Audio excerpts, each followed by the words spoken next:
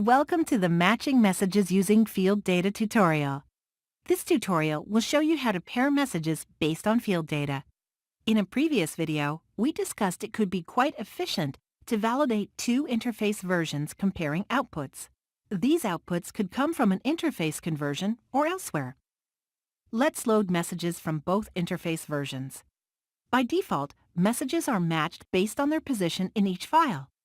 The first messages from both sides will be compared together, the second with the second, and so on.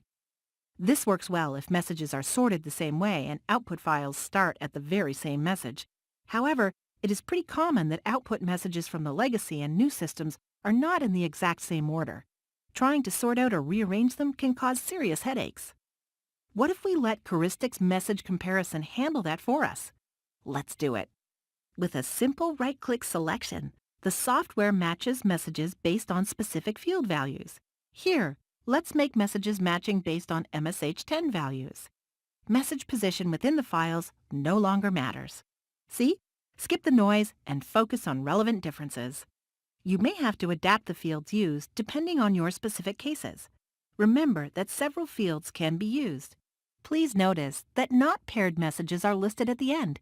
If you don't mind about those, all you have to do is click Hide Unmatched Messages. When selected, unmatched messages are just not listed anymore. What another great feature to remove noise from your comparison, isn't it? This ends the Matching Messages Using Field Data tutorial. If you have any questions, please feel free to contact us. We love questions and feedback. Thanks for watching.